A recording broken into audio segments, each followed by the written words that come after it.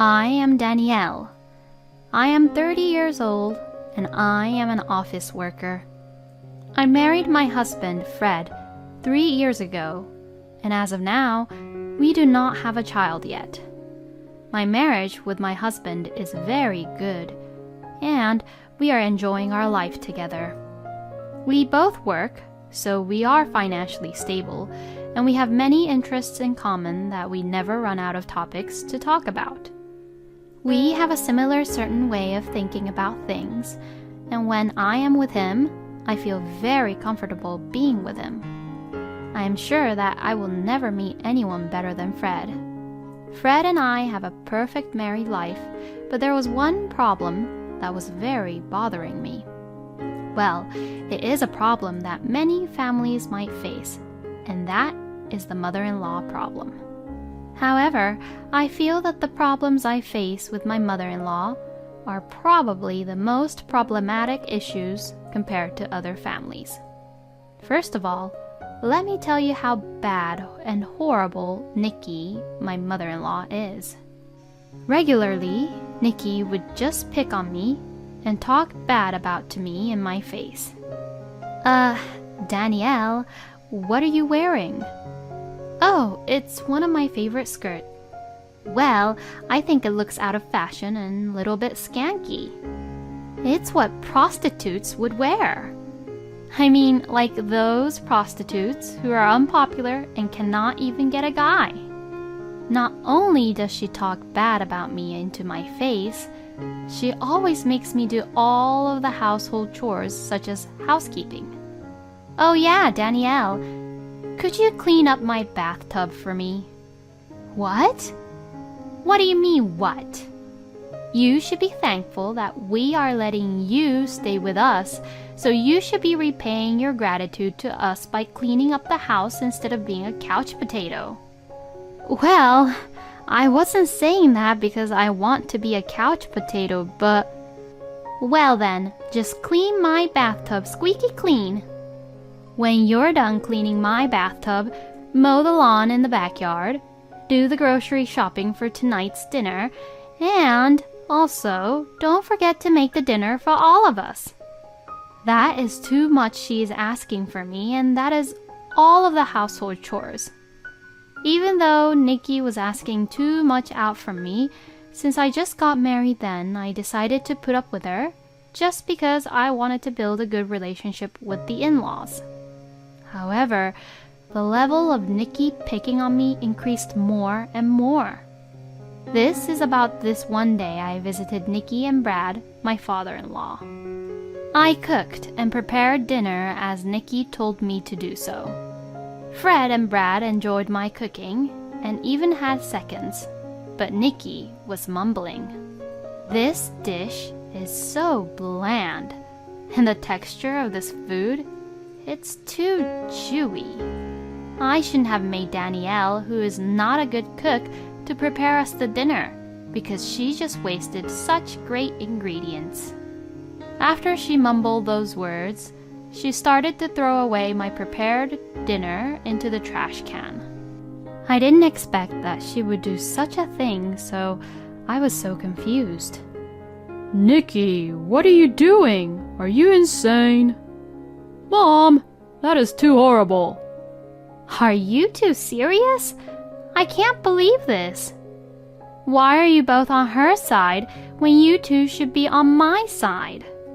Even though I was very angry and upset because Nikki threw the food away in front of me, but since Brad and Fred scolded her for it, I felt a little better. Brad even told me secretly, To tell you the truth, your cooking is way better than Nikki, so don't take her seriously. She doesn't have any senses in her taste buds. Ever since Brad told me that, after this incident, I never got mad or upset about it. Since then, Fred knew that Nikki would pick on me, and as he cared for me, every time he would visit his parents' place, he stopped taking me with him, which was very nice of him. Thanks to Fred, this allowed me to have a reasonable distance from Nikki, and my stress has been reduced a lot. So only once a year I would go to the family gathering. But then, it's not a surprise, but another incident happened at that family gathering also. At the family gathering, since there were many people, a banquet was held, and Nikki was the main person who was preparing the food at the banquet. I helped with the cooking, but Nikki was the one who was in charge assigning the seats, serving, and placing the food on the table. When I sat down at my seat, which was assigned to me, I had a bad feeling for some reason. So, I checked my food, which was placed in front of me with knife and fork. Then there, I felt like something hard was in my food. When I looked closely, it seems like eggshells were in my food. And not only eggshells, but there were also a few strands of hair in the food. I knew it, and my instincts were right. Only Nikki would do such a thing. So, I secretly replaced the dish which was placed at my seat with Nikki's, which was just a seat across from me. When it was time for everyone to eat, Nikki took a big bite, and we all heard some hard, crunchy noise as she chewed. Ow! She made a scene, and everyone was trying to see what was going on. Someone put eggshells and hairs in my food! Nikki screamed, and all of the relatives were looking worried for her. Without any hesitation, Nikki said, "Danielle, it's you who did this," and pointed her fingers towards me. All of the relatives who were there were looking at me coldly. "Nikki, you were the one who was cooking and serving. I was in the kitchen only helping around, so how could I even do that?" "Well, you could sneak out of the kitchen for a second and place the eggshells and hairs in my food." Then another relative who was helping in the kitchen with me said, "Danielle was with me all the time in the kitchen, so it couldn't possibly be her who did it. Also, she came to this table with me, so there were no moments for her to do such thing." And she defended for me. Mom, why are you just suspicious and blaming everything only on Danielle when you didn't even know who did it? "What? Well, that's because..." Mom, don't tell me you were the one who planned this.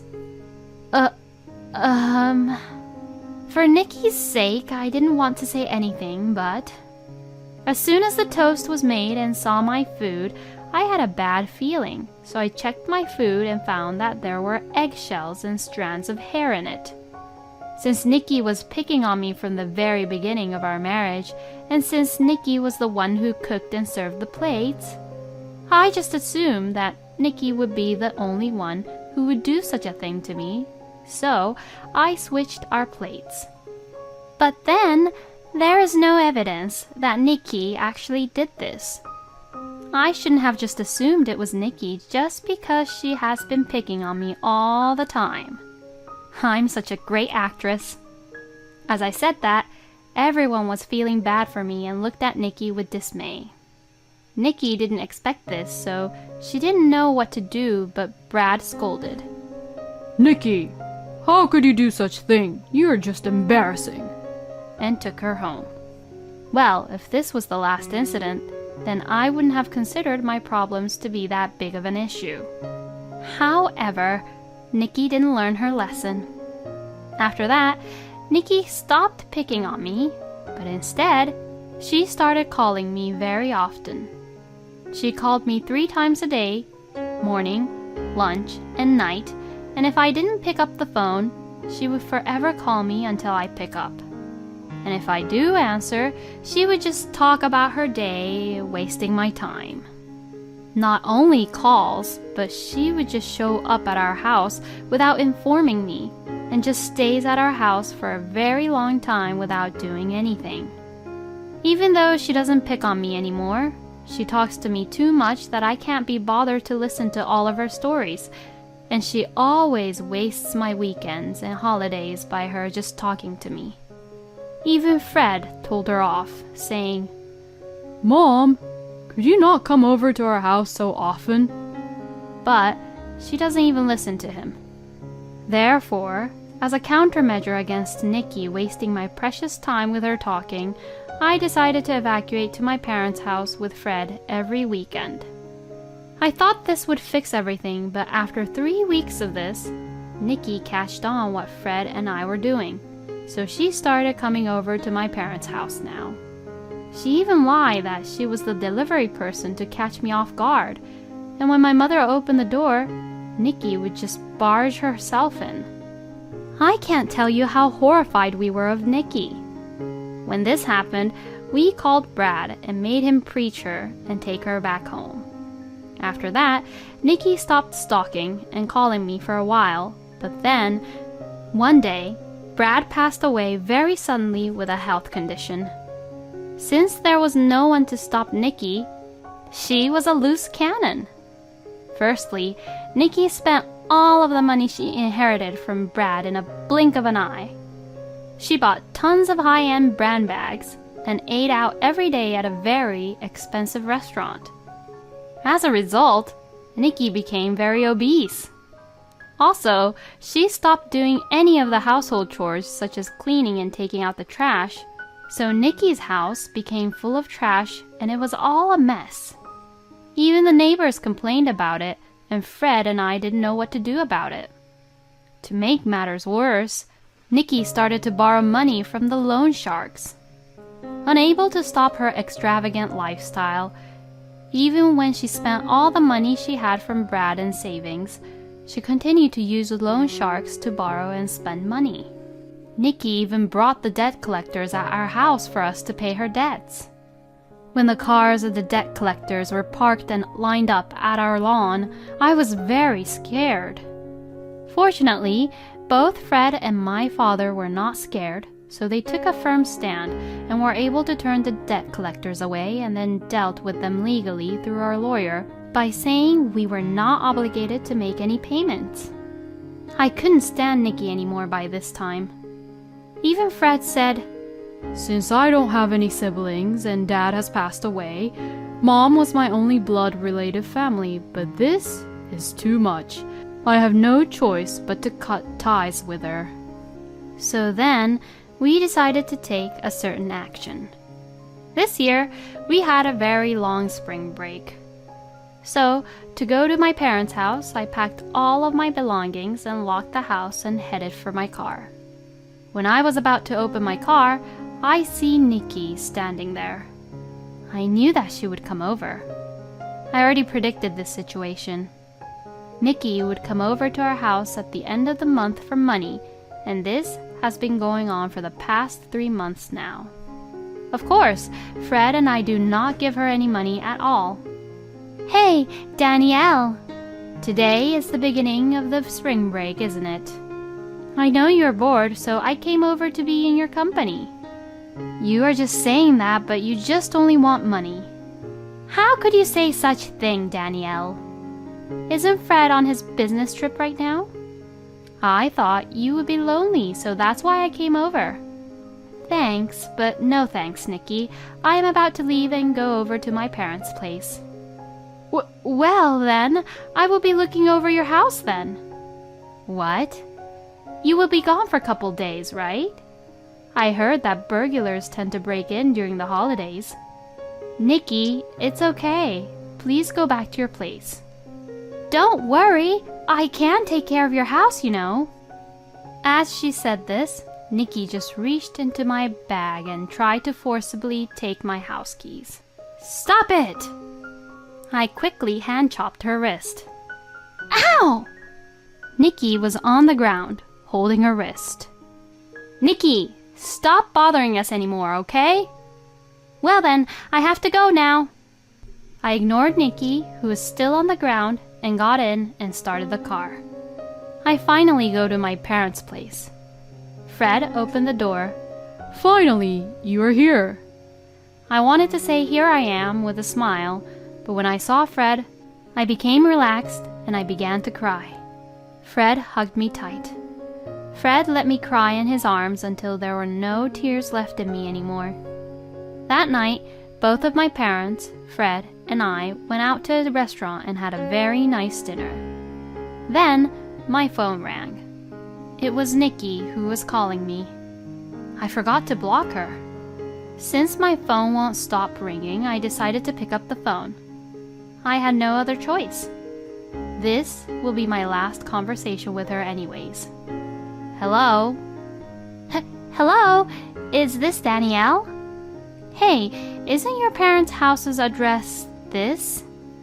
The one which is like 50 minutes drive away from your place? Yes, that's the one. Why is your parents' house gone? Oh, that's because my parents moved. What? What do you mean? Where are you now, Danielle?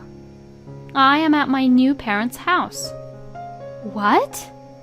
My parents moved. Oh, by the way, Fred and I moved also. What? Nikki, there is no place you can rely on anymore. You have to take care of the rest by yourself. What? Oh no! I tried to speak calmly, but when all the memories of Nikki picking on me replayed in my head, my voice became louder. Nikki, in the first place, do you realize what you have done to me? Do you even know how much I suffered because of you? I will never forgive you. Even if you are the mother of my beloved husband, I will despise you for the rest of my life. When I said this, Fred took the phone. Mom, I've had enough. I'm cutting ties with you. Don't you ever get involved with us nor Danielle's parents. What? Nikki was in shock, so we didn't know what she was trying to say. Then, Fred hung up the phone and blocked her number for me. To cut ties completely from Nikki, we changed jobs and moved from the city to the rural area. We already sold our house and we have now moved into our new place. Danielle has no way of finding where we are or where we live. I guess she's going to end up in the worst possible situation being chased by the debt collectors. But that is all her own fault. She brought that to herself. I don't feel sorry for her at all. It's her fault for what she has done and never reflected back on her own actions. On the other hand, we got used to our new life and even had a baby. She is a very cute little girl, Elaine. Since my parents' house and my house is close, I visit my parents with Elaine often. My parents are very happy to see their grandchild, and I am very glad we moved here. I am looking forward to watching Elaine grow up with Fred. Thank you for watching until the end. Please subscribe and hit that like button. See you in the next video.